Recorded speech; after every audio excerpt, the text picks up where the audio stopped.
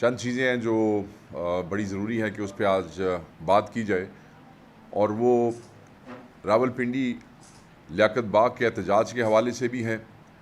किस तरीके से KPK के चीफ मिनिस्टर और उनके साथ आने वाले हज़ारों पाकिस्तानियों का जो जो जिस तरीके से उनको ट्रीट किया गया है रियासती मशीनरी की तरफ से, हम उस पर भी बात करना चाहते हैं। फिर जो पिंडी में हमारे वर्कर्स के साथ हुआ, हम उस पर भी बात करना चाहते हैं। और बहुत से फील्ड रिपोर्टर्स और बहुत से चैनल्स के जर्नलिस्ट जो हैं उनके साथ जो ज़्यादती हुई उस पर भी बात करना चाहते हैं।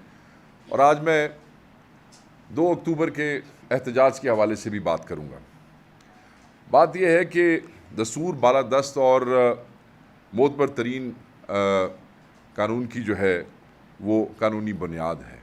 हमें आइन ये इजाज़त देता है फ्रीडम ऑफ स्पीच की, फ्रीडम ऑफ एक्सप्रेशन की, फ्रीडम ऑफ मूवमेंट की। ये सारी चीज़ें आइन में हैं और ये हमारा आइनी हक है।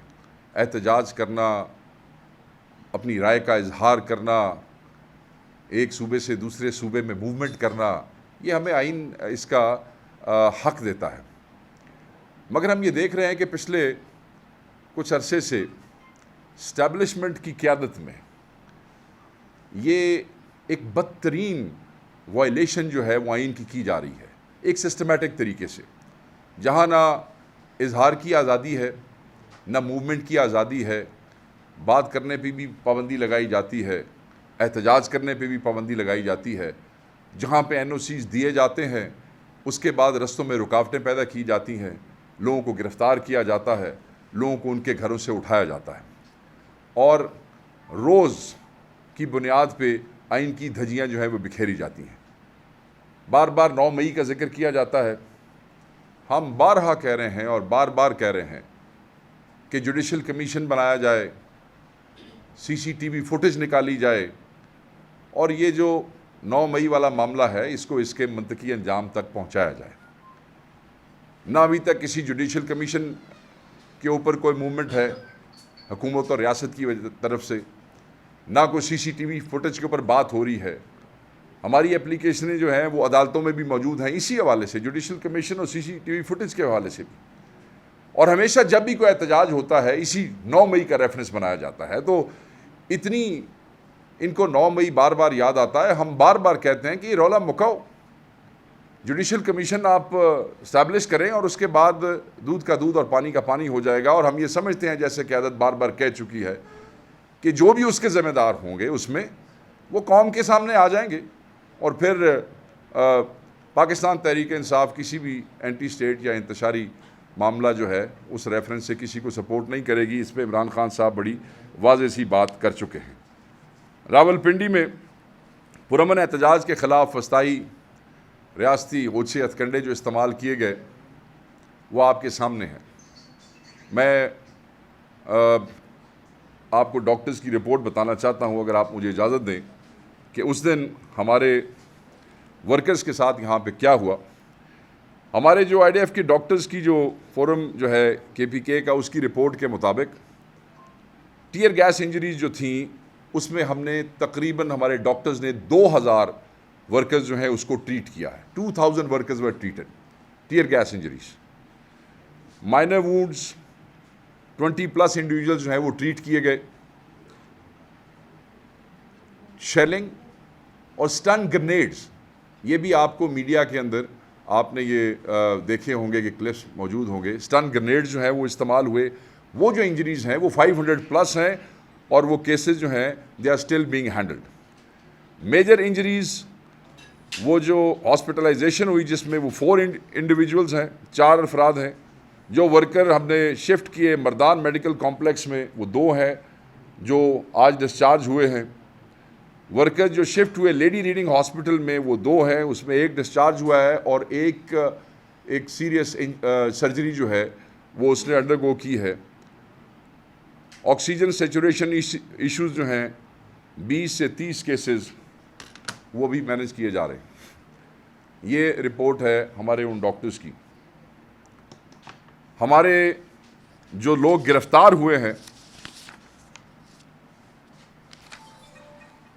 5 वर्कर जो हैं वो फिज़िकल रिमांड पे भेजे गए हैं। 17 वर्कर जो हैं वो सिविल लाइन थाने में वो फिज़िकल रिमांड पे, सिटी के थाने में 55 वर्कर जो हैं वो उनको फिज़िकल रिमांड दिया गया है। वारिस खान थाना में 15 बंदे अरेस्ट हुए हैं। आरे बाज़ार में 1 वर्कर अरेस्ट हुआ है। और ये कुल मिला के सिटी की एक और FIR ले लें तो 100+ वर्कर्स हैं जो उठाए गए हैं, मगर जो FIRs दर्ज हुई हैं ये कम से कम हमारे 500-700 वर्कर्स के ऊपर दर्ज हुई हैं। शर्मनाक और दर्दनाक मामला ये है कि एक 80+ उम्र बुज़ुर्ग खातून जो हमारी माओं के बराबर हैं, उनको दहशतगर्दी में जो है वो उठाया गया। एक तरफ कहा जाता है कि खातून वज़ीर आला हैं जो कि बहुत सेंसिटिव हैं, हर बात पे जो है वो सेंसिटिविटी जो है वो 2 ख़वातीन है, वो हमें वो जैसे ही कोई इशू होता है 2 ख़वातीन TV चैनल्स पे आ जाती हैं और हमें ख़वातीन का बड़ा एहतराम है और फिर वो सेंसिटिविटी जो है उसको एक्सप्लेन करते हैं। मगर जब किसी की 83 साला माँ उठा ली जाती है उस वक़्त किसी की सेंसिटिविटी जो है उसको कोई तकलीफ़ नहीं होती। एक 83 साला औरत, उसने रियासत का क्या नुकसान कर लेना था? उसने पुलिस की कौन सी गाड़ी उड़ा देनी थी? उसने कितने बंदे अगवा कर लेने थे? वो 83 साला औरत अगर इमरान खान को दुआएं देने के लिए उस काफ़िले का हिस्सा बन गई, और वो भी उसकी भी एक स्टोरी है, वो बताती हैं कि वो किस तरह वहाँ पर पहुँची, अदालत में किस तरीके से विक्ट्री का निशान बनाते हुए आई। मैं ये समझता हूँ कि ये दर्दनाक भी है और शर्मनाक भी है। ये कब से हो रहा है कि हमारी सोसाइटी में माओं के साथ ये सलूक होने लग गया? हम कहते रहे हैं कि माएँ बेटियाँ उठा रहे हैं, ब्लैकमेल करने के लिए उठा रहे हैं, आईनी तरमीम करने के लिए लोगों की फैमिलीज, उनकी माएँ और बेटियाँ उठाई गई हैं। मगर आप देखें कि हाँ, हम ये तो बताते रहे हैं कि कश्मीर के अंदर, इंडियन ऑक्यूपाइड कश्मीर के अंदर एक इतने साला बुज़ुर्ग औरत को पुलिस ने पकड़ लिया। पकड़ने वाले को भी मैं तो उसकी अकल के ऊपर हैरान हूँ कि बिल्कुल बेशर्म हो चुके हैं और बेहया हो चुके हैं पकड़ने वाले। और मुझे तो ये समझ नहीं आ रही कि वो जज साहब जिनके सामने पेश किया गया, मैं अब उनके बारे में भी क्या कहूँ, उन्होंने भी रिमांड जो है वो ग्रांट कर दिया। ये इस मुल्क की जो हमारा सोशल फैब्रिक है, ये जो इस्टेब्लिशमेंट के टाउट्स हैं, इन टाउट्स ने हमारे इस मुल्क का सोशल फैब्रिक ही तबाह कर दिया। एक तरफ 83 साला बूढ़ी माँ को उठा लिया जाता है, दूसरी तरफ जो हमारी माएँ बहनें जेलों में हैं, जैसे बुशरा बीबी का मैं जिक्र करूँगा, उनके सर से चादर उतार के उनके बालों की तलाशी तक ली जाती है अदालत में पेश करने से पहले। ये इस कौम में सुधार पैदा करने की कोशिश कर रहे हैं। वो जो 83 साला बूढ़ी दहशतगर्द उठाई है, उससे पूरी रियासत को ख़तरा हो गया था कि शायद शहबाज शरीफ की हुकूमत चली जाएगी, शायद ये 83 साला औरत जो है वो मरीम नवाज़ की हुकूमत गिरा देगी। मैं ये समझता हूँ कि इससे ज़्यादा शर्मनाक और दर्दनाक मामला वो नहीं हो सकता। इस मजाक बना दिया इन्होंने हमारे कानून का, मजाक बना दिया इन्होंने हमारे सिस्टम का।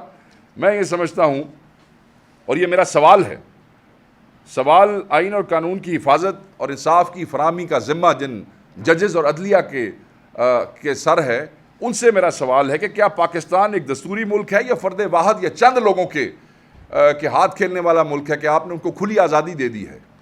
कब आप इन चीज़ों का नोटिस लेंगे? कब आप ये देखेंगे कि आपके अपने सब्जेक्ट्स को, अपने लोगों को ऐसे ट्रीट किया जा रहा है कि जैसे शायद फ़लस्तीनियों के साथ इसराइली हुकूमत कर रही है? मैं आपको वो इमेजेस आपके साथ शेयर करूँगा। बुज़ुर्गों की कमर पे वो जो रबर बुलेट्स के निशान हैं, वो निशान ऐसे ही हैं जैसे कश्मीर या इसराइल के लोगों के हम दिखाते हैं लोगों को, और आज ये अपने लोगों के साथ ये कर रहे हैं। मेरी समझ से बाहर है कि ये किस चीज़ को दबाना चाहते हैं, क्योंकि पाकिस्तान तहरीक इंसाफ को तो ये दबा नहीं सकते हैं। दूसरा, रियासत जमहूरी असूलों की पाबंद है या गैर मुंतखब, गैर सियासी, फॉर्म 47 के जाली जो MNAs MPAs की बुनियाद पे बनने वाली हुकूमत के हुक्मरान हैं, क्या हम उनके पाबंद हैं? हम उनके पाबंद नहीं हैं, हम इस आइन के पाबंद हैं। और मैं ये समझता हूँ कि सबको उस आइन की पाबंदी करनी चाहिए। ताकत पर ये जो मोनोपोली है, वो कुछ 24 करोड़ अवाम ने इस्टेब्लिशमेंट को नहीं दे दी है कि आप उस ताकत के सर पे जो है वो इसी अवाम को सर करने की कोशिश करें और इनके ऊपर जुल्म जबर जो है वो आप करें। इमरान खान की क़यादत में हकीकी आज़ादी की ये जो तहरीक है ये दिन ब दिन तवाना हो रही है और ये बहुत आगे तक जाएगी। इन्होंने हमारे चीफ मिनिस्टर के साथ जो किया, रास्ते रोकने की, कितना सेंसिटिव मामला था कि वो हज़ारों लोगों के साथ आ रहे थे और स्ट्रेट फायर किए गए हैं, गोलियां बरसाई गई हैं। रबर बुलेट्स की मैं बात नहीं कर रहा हूँ, गोलियां बरसाई गई। एक ऐसा सूबा जिसके लोग आपकी रियासत और तालिबान के दरमियान दीवार बन के खड़े हो गए, सैकड़ों कुर्बानियां दी, शहादतें दी, आज आप उनका इस्तकबाल करते हैं पंजाब के बॉर्डर पे गोलियों के साथ, स्टन ग्रेनेड के साथ, रबर बुलेट्स के साथ, शेल्स के साथ। उसके बाद आप कहते हैं कि जी डी-रैट कैंपेन्स होनी चाहिए और फिर चारों सूबों में हम आहंगी होनी चाहिए और फिर आप फेडरेशन को कमज़ोर कर रहे हैं। जब आप एक पख्तून के ऊपर गोली चलाएंगे इस्लामाबाद में खड़े होकर, आप फेडरेशन के अंदर इंतशार पैदा कर रहे हैं, आप फेडरेशन को तबाह करने की कोशिश कर रहे हैं। निहत्ते लोगों के ऊपर जिस वक्त आप गोलियां बरसा रहे हैं, ये पाकिस्तानी हैं, ये आपके अपने लोग हैं।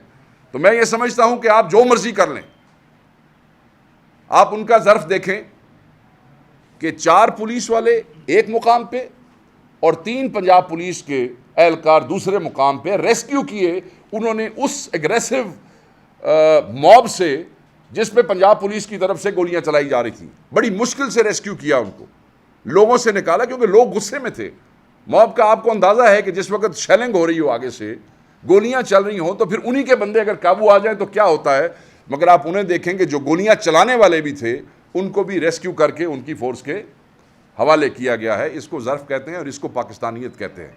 इसको पाकिस्तानियत नहीं कहते कि आप अपने ही लोगों के ऊपर गोलियां चलानी शुरू कर दें। सो मैं ये समझता हूँ कि वो आपको बांग्लादेश की मिसाल याद होगी। लोग इनकलाब की बात करते हैं, मैं सिर्फ अबू सईद की बात करूँगा। वो नौजवान आपको याद है जो बांग्लादेश में पुलिस के सामने ऐसे हाथ करके खड़ा हो गया था और फिर उसको एक फायर किया, फिर उसको दूसरा फायर किया और वो वहाँ पे शहीद हो गया। यहाँ ऐसा ना हो कि हर दूसरा आदमी अबू सईद हो। आप परहेज करें, आप मत ऐसे मौके जो हैं वो फराहम करें अवाम को, कौम को, जिस पे उनका खौफ तो ख़त्म हो गया। पिंडी में खौफ ख़त्म था, रबर बुलेट्स आ रही थी, नौजवान सामने खड़े थे, आपने खुद विजुअल दिखाए हैं। शेलिंग हो रही थी, कोई घरों में नहीं भाग रहा था, खड़े थे, बर्दाश्त कर रहे थे।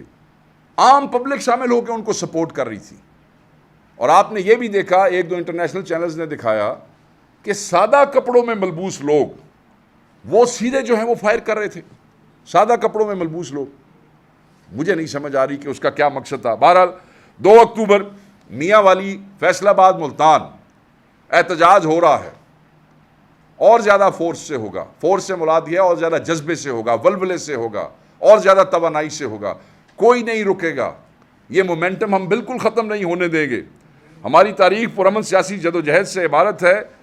इमरान खान जुल्म का शिकार होने के बावजूद जमहूरियत पे यकीन रखते हैं, तशद्दुद पे यकीन नहीं रखते हैं। वो अभी भी अमन का दर्स देते हैं।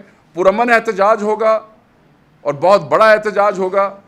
हमारे लोग यहाँ भी पिंडी में निहत्ते थे, यहाँ भी पुरअमन तरीके से रजिस्ट करते रहे, और वहाँ भी निहत्ते लोग होंगे, पुरअमन लोग होंगे मियाँ वाली, फैसलाबाद में और मुल्तान में।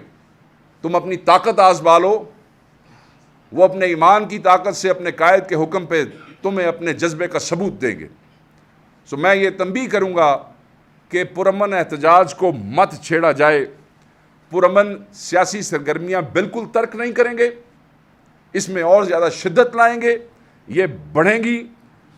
सियासत पर बंदूक की इजारादारी ना हमने पहले तस्लीम की है, ना हम अब तस्लीम करेंगे, और ना हम किसी को ये इजाज़त देंगे। सूबे और मरकज़ की सरकारें जो हैं वो अपनी शरंगेज़ी से बाज रहें, अपनी शरारतों से बाज रहें। ये शरारतें जो हैं और साजिशें जो हैं ये किसी तसादुम की तरफ ले जाएंगी और उसके ज़िम्मेदार सिर्फ आप होंगे। जब निहत्ते के ऊपर आप बंदूकें लेके खड़े होते हैं तो फिर आप जिम्मेदार हैं, निहत्ता आदमी जिम्मेदार नहीं है। रुकावटें पैदा न करें। स्टेट की जिम्मेदारी है प्रोटेक्शन। आप प्रोटेक्शन दें, आप प्रोटेक्शन दें हमें, यह हमारा आईनी हक है।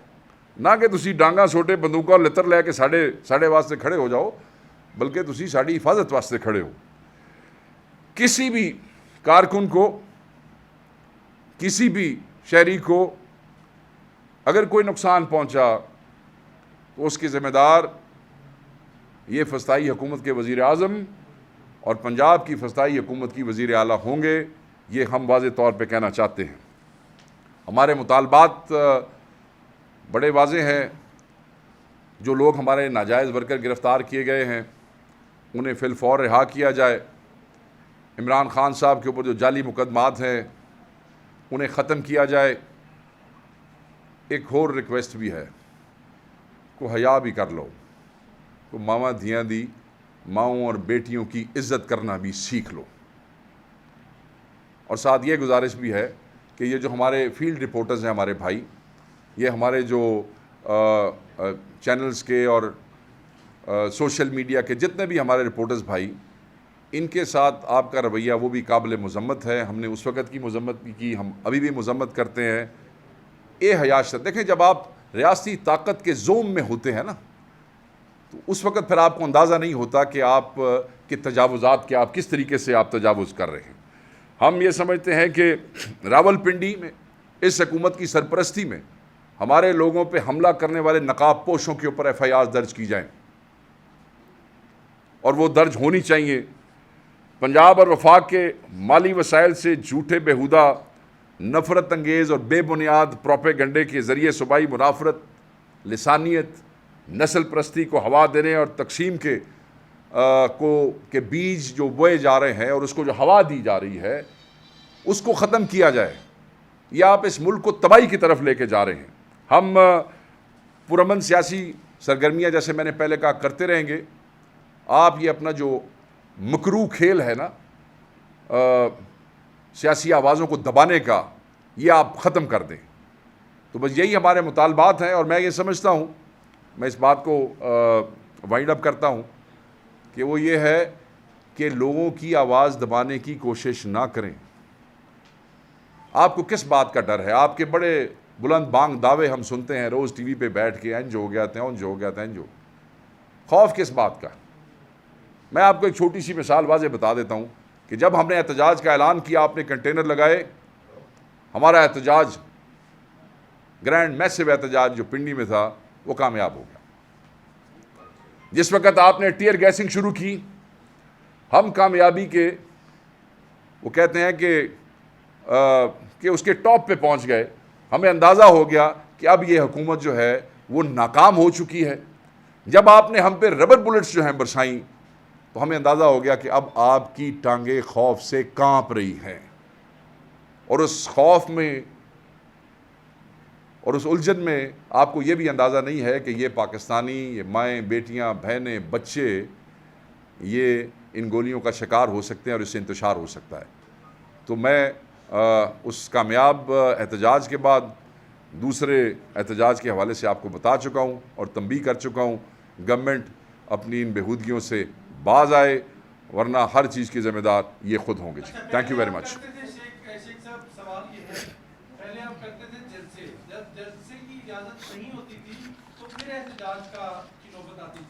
अब बराह रास्त आप एहतजाज पे आ गए और वो भी एक की बजाय 3 शहरों में। ये स्ट्रेटजी बदली है या क्या कोई प्लान बदला है? देखिए जी, जब आपको NOCs दिए जाएं और आप जो चीज़ जगह मांग रहे हो शहरों में, उससे उठा के आपको 80-80, 90-90 किलोमीटर दूर मंडियों में फेंक दिया जाए, तो फिर एहतजाज ही होता है। जब NOCs के बावजूद आपके रास्ते रोके जाएं, जब NOCs के बावजूद आपके बच्चे डिटेंशन ऑर्डर्स में 15-15 दिन के लिए भेजे जाएं। मेरे अपने भतीजे कज़न्स जो हैं वो लाहौर जलसे से 2 दिन पहले उठाए गए, मैं नहीं बोला। इस तरह हर ज़िले में हमारे बच्चे उठाए गए, 15-15 दिन के लिए डिटेंशन ऑर्डर्स दिए गए, हाई कोर्ट से हमने कैंसिल करवाए जाके। तो फिर आप कहते हैं कि भाई हम वो जलसों और NOCs की सियासत में जाएँ। आपने NOCs दिए और रास्ते रोके, तुसी विखाए सारे आने, सारे क्लिप्स मौजूद हैं यहाँ पे। फिर आप कहते हैं कि हम NOC के लिए जाएं। आपने एनओसीज दिए, उसके बाद हमारे बंदे गिरफ्तार किए, एनओसी दिए और संजानी में क्या वो जो एफआईआर हैं, जो मज़का खेज एफआईआर हैं, जिसका जो मेरे पे भी एक एफआईआर है, मतलब है कि आप गौहर साहब के हाथ में दिखा रहे हैं कोई पुर्जा और आप चीफ मिनिस्टर के हाथ में क्लैशनकोफ दिखा रहे हैं, मगर आप दिखा कुछ नहीं रहे। सो ये इन सारी चीज़ों ने, और फिर आपने जो मिसकमिटमेंट की थी 8 सितंबर से जब हम 22 को जलसा लेके गए थे, उसके बाद जो आपका रवैया था, मेरे ख्याल में एनओसी वाली तो that issue has been fixed. एहतजाज के लिए किसी एनओसी की ज़रूरत नहीं होती। शेख साहब, अली शंडापुर साहब ने कहा कि अगर एक गोली बरसाएंगे तो हम 2 गोलियां बरसाएंगे। हाँ, हाँ, इधर भी अपने लोग हैं, उधर भी अपने लोग हैं, तो बीच का क्या रास्ता निकलेगा? नहीं, बीच का रास्ता देखें, पाकिस्तान तहरीक इंसाफ हमेशा तशद्दुद के ख़िलाफ़ रही है। 12 9 महीने वो जो एक कहानी है जिसके लिए हम जुडिशल कमीशन मांग चुके हैं, उससे पहले की हमारी कोई तारीख दिखाएं, तो उस तो बाद ही दसो। हमने बहुत से इवेंट किए, आप बताएं, आप लोग खुद उन इवेंट्स का हिस्सा होते हैं। हमारे तो इवेंट्स फैमिली इवेंट्स के तौर पे लिए जाते हैं, औरतें बच्चे सारे शामिल होते हैं। जहाँ तक गोलियों की बात है, मैं इनकी बात का जवाब दे लूँ। आइन आपको सेल्फ डिफेंस का हक देता है। जिस वक्त एक सूबे के लोग दूसरे सूबे में आ रहे हैं, और जिस सूबे की अहमियत मैं आपको बता चुका हूँ, जब सादा कपड़ों में लोग सामने खड़े होकर स्ट्रेट फायरिंग कर रहे हैं, तो क्या उनको अपने तहफ़्फ़ुज़ का हक नहीं है? आपका आइन आपको आपके तहफ़्फ़ुज़ का हक देता है। आप यूनिफॉर्म वालों को के साथ तो हम अदालत में निपटेंगे, तो जो यूनिफॉर्म वालों के साथ सफ़ेद कपड़ों में जत्थे हमें गोलियां मार रहे हैं, अल्लाह दे बंदे सानू उत्थे तो अपनी प्रोटेक्शन का राइट दो। KPK का तो कल्चर है, आपके यहाँ बंदूक और असला जो है वो पंजाब में या बाकी सूबों में, KPK का तो कल्चर है, ये तो उनका जेवर है, हथियार जो है। तो जब आप ऐसे मुजाहिदों को जो तालिबान के सामने दीवार बन के खड़े हो गए, कई जगह ते अमन जरगिया ने तुसी आप हथियार दिते या नहीं दिते, खुद हथियार दिए, तो आप उनको कहते हैं और उनके कायद को कहते हैं सीधी गोलियां मारते हैं। तो वो कहता है कि आप सेल्फ डिफेंस उसका राइट है, we will not disown his statement of the speech, बड़ी क्लैरिटी के साथ। सर वो खातून वो सवाल कर रही थी।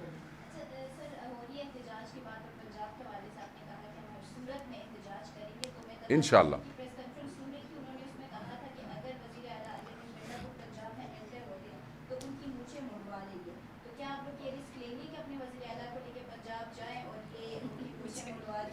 मेरा तो वैसे तो मैं आपको बताऊं, वैसे तो उनका कोई संजीदा या सीनियर आदमी बात करता तो मैं ज़रूर जवाब देता, मगर अब क्योंकि बात मेरे वज़ीर आला पे आ गई है तो मेरा जवाब देना बनता है।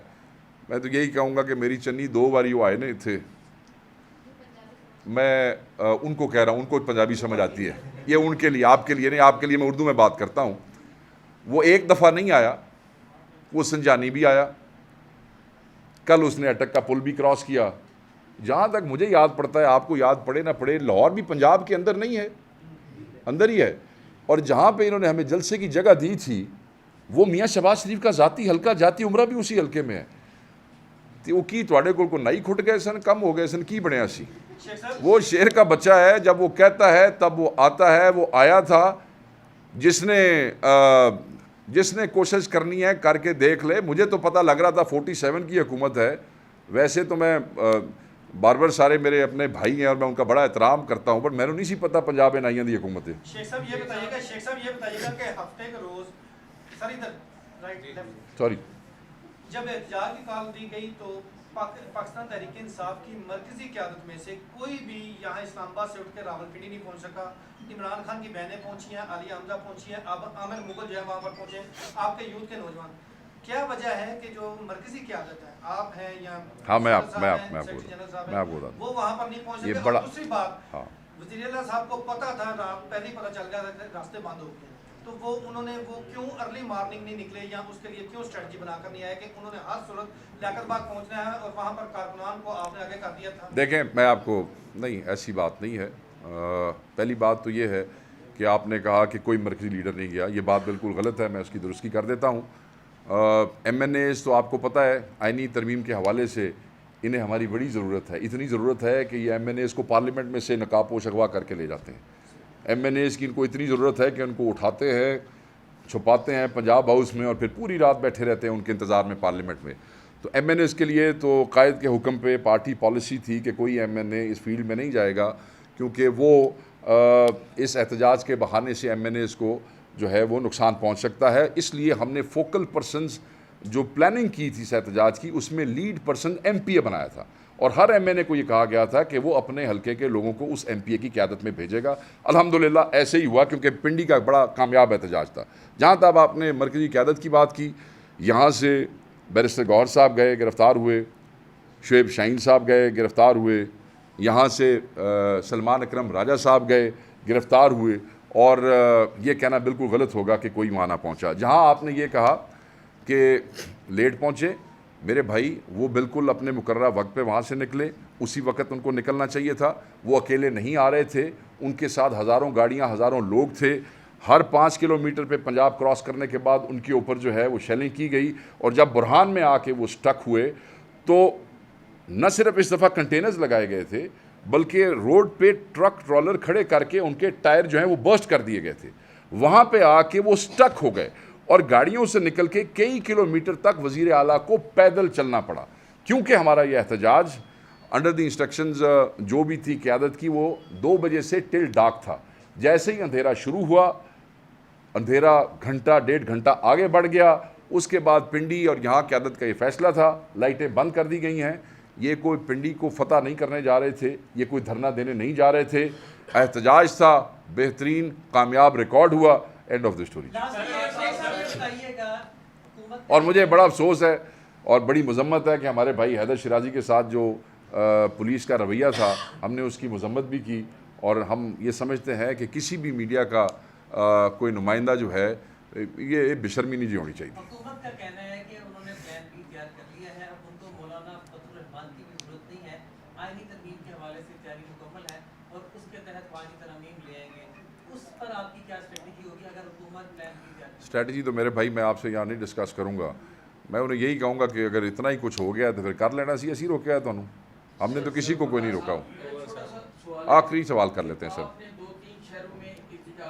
हाँ हाँ, लाहौर की वजीर आला, सिर्फ लाहौर की कह सकता हूँ, और अगर पंजाब की भी आप मानते हैं, वो भी कह नहीं, हम तो 47 वालों को मानते ही नहीं है। सियासी लोगों को जो है ना वो इजाजत दी जा सकती है, लेकिन दहशतगर्दी तंजीम को उसको कोई इजाजत नहीं दे सकती। वजीर आजम ने भी कहा है कि पाकिस्तान को मैं अमन का गहवारा बनाना चाहता हूँ, लेकिन ये जो है ना सियासी पार्टी बन के आई तो हम इनको वेलकम। अच्छा, हम सियासी पार्टी नहीं है, वो ये समझती हैं।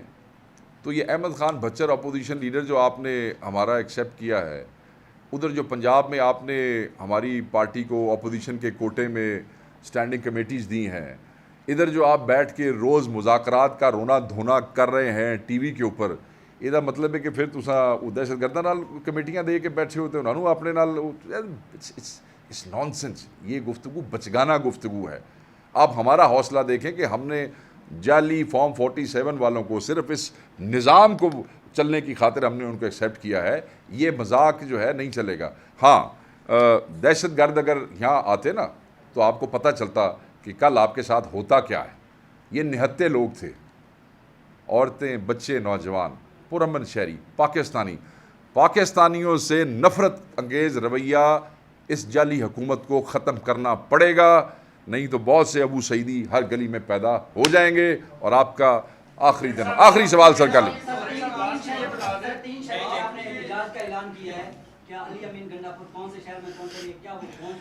ये हम आपको नहीं बताएंगे, इसका अभी कोई फैसला नहीं हुआ सर। अच्छा सर, चूंकि अब एक सियासी तर्जुमान आएगा कि सियासी बातों का ही ज्यादा जवाब समझते हैं मुनासिब। ये बताइएगा, कोई सियासी स्ट्रेटजी बनाई है मुज़ाकरात के हवाले से आपने जब से आप आए हैं? किससे मुज़ाकरात? किससे? इंसाफ और हुकूमत के साथ, एस्टैब्लिशमेंट और बाकी हम मैंडेट चोरों के साथ तो हम मुज़ाकरात का पहले ही आपको बता चुके हैं कि नहीं होगा। उसके अलावा भी अगर कोई एंगेजमेंट थी तो वो पॉलिसी जो है बयान हो चुकी है 2 दिन पहले कि they will be no engagement, no मुज़ाकरात। हम सबसे ज़्यादा हैं, हम करोड़ों में हैं, हमारा हक है कि हम इस अवाम की नुमाइंदगी करें, हम किसी चोर के साथ नहीं बैठेंगे। Thank you.